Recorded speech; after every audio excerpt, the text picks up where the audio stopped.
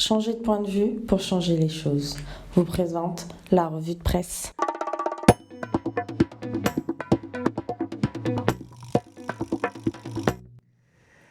Georges, bonjour. La dernière fois, vous nous aviez parlé d'une éventuelle évolution des règles concernant les donations. Où en est-on ?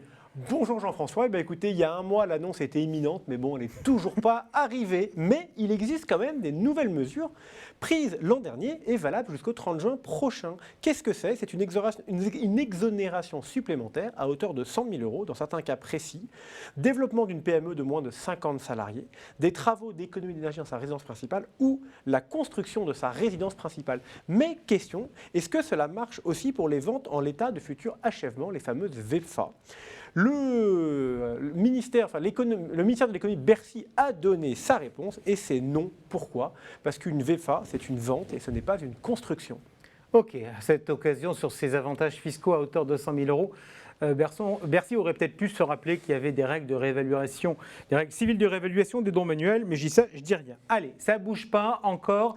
En tout cas, visiblement, ça réfléchit franchement. Oui, et l'INSEE a publié une étude très intéressante sur les donations réalisées en 2018. Qu'est-ce qu'on apprend ? C'est que 52% des donations concernent un bien financier, de l'argent, de l'assurance vie, des valeurs mobilières, et donc 49 ou 48% un bien immobilier. La moitié des donations reçues représentent moins de 30 000 euros, tandis que seulement 19% atteignent ou dépassent les 100 000 euros.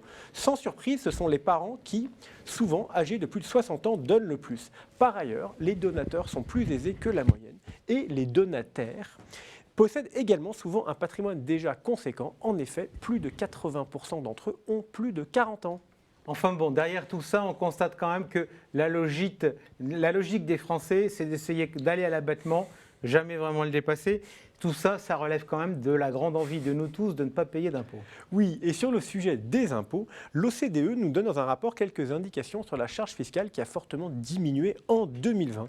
Il y a eu une forte baisse de la charge fiscale sur les salaires dans de nombreux pays. Elles ont atteint leur plus bas niveau depuis les années 2000 à cause d'une baisse généralisée des revenus et de l'augmentation des transferts directs aux familles.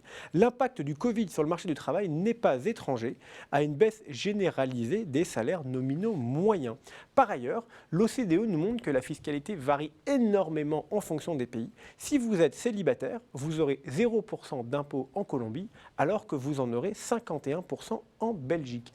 À ce titre, la France se situe dans le peloton de tête, devant l'Italie, mais derrière l'Autriche et l'Allemagne. Jean-François, je vous propose que nous partions en Colombie. Et viva Colombia! Allez, maintenant on parle d'immobilier de pierre-papier. Oui, la collecte et le rendement des SCPI sont en léger retrait au premier trimestre 2021.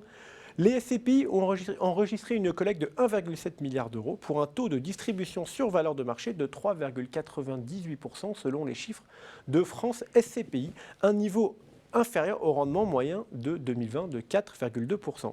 Cette légère baisse, elle s'explique avant tout par la stratégie des sociétés de gestion qui sont nombreuses à privilégier de constituer des réserves en début d'année plutôt que de distribuer tout le revenu disponible. Cette situation, elle s'était déjà produite l'année dernière, en 2020. Les sociétés de gestion avaient ensuite réajusté les trimestres précédents en fin d'année. En termes de collecte de ce premier trimestre, on est loin de la collecte du premier trimestre 2020 qui était de 2,4 milliards. D'accord, je vous entends. Et si on regarde en termes d'acteurs et donc de fait en part de marché ? Oui, alors Primonial garde la tête, suivi des acteurs adossés à des groupes bancaires, mais grande évolution. On entend de plus en plus parler du développement des acteurs indépendants comme Perial. Les sociétés de gestion dites indépendantes ou considérées comme telles sont celles qui ont le mieux tiré leur épingle du jeu.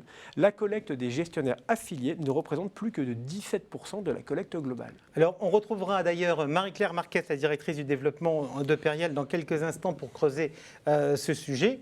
Mais avant, naturellement, il faut faire le mercato. Oui, je ne vais pas vous prendre beaucoup de temps. Un mercato rapide, d'abord avec un rachat intéressant, celui du courtier de référence en crédit immobilier, CAFPI, qui a été racheté par Blackfin environ 240 millions d'euros et surtout qui a été valorisé 15 fois son excédent brut d'exploitation. Et pour terminer, un clin d'œil à nos amis d'H24, notre partenaire, diffuseur de cette émission, qui a lancé un nouveau site internet et un nouveau logo qu'on pourrait considérer comme le changement dans la continuité. Ok, merci beaucoup Georges. Tout de suite,